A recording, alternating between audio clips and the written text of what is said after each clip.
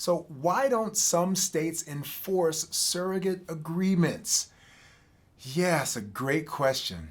It's a great question. Let's talk about it. Let's at least try to figure this thing out.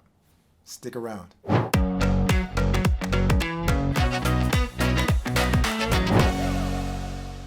What's up? My name is Corlandos Scott, and I am a surrogacy attorney based in Los Angeles. And so that means that my entire practice revolves around helping people grow their family through assisted reproductive technologies like surrogacy. In this video, we're going to cover are surrogacy agreements enforceable?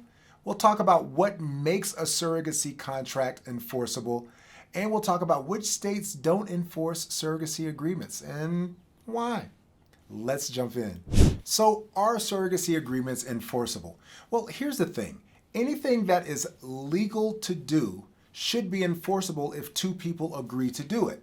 So I can enter into a contract with you to do anything that is legal for us to do. But the question becomes, is surrogacy legal where people are trying to enforce a surrogacy agreement? So when we ask, are surrogacy agreements enforceable, the general answer should be yes. But then we still have to grapple with the question of why don't some states enforce them? Well, that goes back to my question of where are you when you're trying to enter into a surrogacy agreement?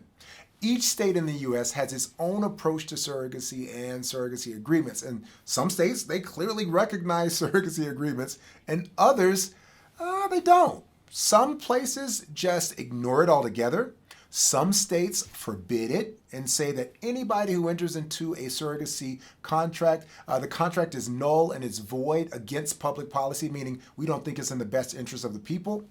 And some states go a step above that and they criminalize surrogacy, even making it a felony. And some states have said that anyone who even aids someone in going through a surrogacy process, they are also on the hook for committing a felony. So in short, it really depends on whether a state clearly recognizes surrogacy or not, or whether they're silent about surrogacy. And when I say states being silent about it, what I mean is that there's no law on the books, and really maybe even no case law where a court has made a decision about surrogacy.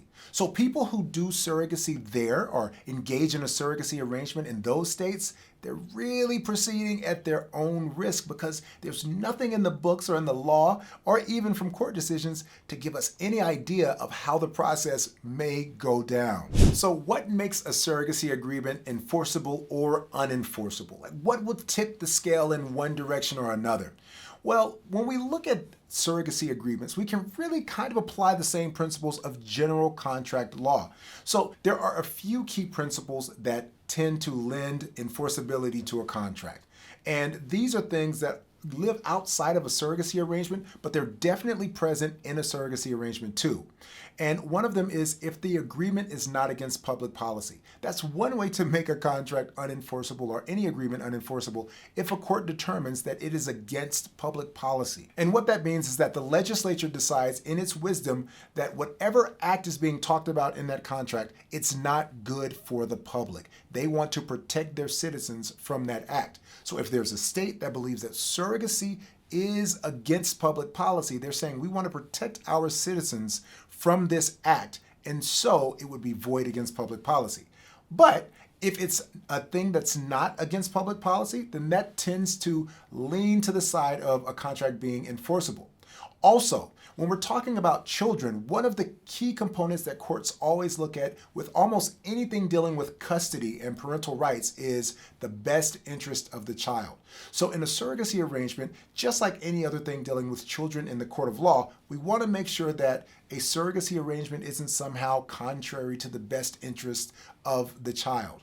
And one of the things that we look at is, first of all, the parents that are commissioning the surrogacy process or starting the surrogacy process, these are people who will, in the state of California, likely have had a criminal background check run on them. They will have gone through process of fertility treatments, and there will be a medical need for the surrogacy arrangement. So judges take all of that into consideration when they are looking at pleadings or looking at parental pleadings to ask for the court to grant them parental rights, judges are looking at all this stuff and they're saying, hey, we believe, based on the totality of everything we've been presented, that it's in the best interest of the child to be with the parents that are the intended parents in the surrogacy agreement. And another general principle that tends to make a contract enforceable is if there are no laws that are expressly forbidding what the contract says that it is concerning.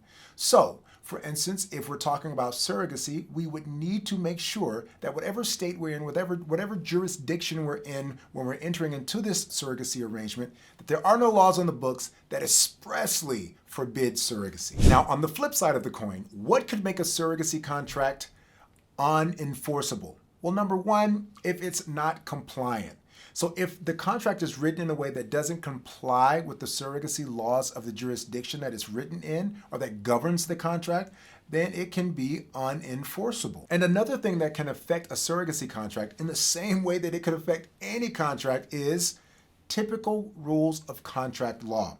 So under contract law, contracts can become subject to defenses like misrepresentation, mistake, duress, undue influence, incapacity. These are all things that could make any contract void, and a surrogacy contract isn't exempt from these things. So when I say incapacity, so for instance, if somehow the surrogate came back and said, hey, when I signed that contract, I was not in my right mind. I did not have the correct capacity to sign it. That could be a defense to contract, just like any other contract. So we have to remember, surrogacy contracts don't live outside the bounds of contract law. They are within the bounds of contract law and also even deeper within the bounds of surrogacy law on top of that. Thirdly, we've talked about it before, but if the contract is against the state laws that it is drafted in, so if the state only allows surrogacy to married heterosexual couples, if the state only allows surrogacy if the children are genetically related to the intended parents,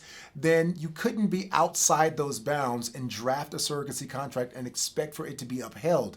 It could potentially be unenforceable if the terms or the structure of the contract didn't comply with the specifics of the surrogacy law in that state. And that's why I say surrogacy contracts, they're bound by typical contract law, but in addition to that, by the rules of the surrogacy laws in the jurisdiction where they're drafted. So I'm going to throw out some states for you just so you'll know kind of who to avoid. But before I do that, do me a favor.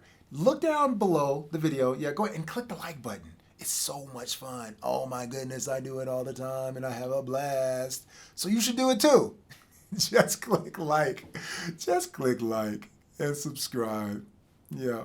Thank you so much. I really appreciate it. Now, let me tell you where to stay away from.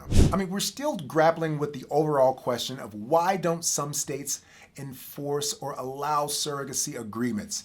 And it's difficult to answer that question because each state has its own thought processes and its own legislature and its own lawmakers and its own philosophies. And I mean, who could speak for an entire state? But what we do have sometimes is legislative intent. We get some clues into why certain laws are drafted certain ways, but really what it typically always boils down to is the lawmakers of a particular state are trying to protect their citizens. They're trying to protect what they call public policy. So we have some states that refuse to enforce surrogacy agreements unless they comply with very, very, very strict guidelines. We have places like Delaware, DC, Indiana, Michigan, New Jersey, who really just refuse to enforce those surrogacy contracts unless they do comply with specifics.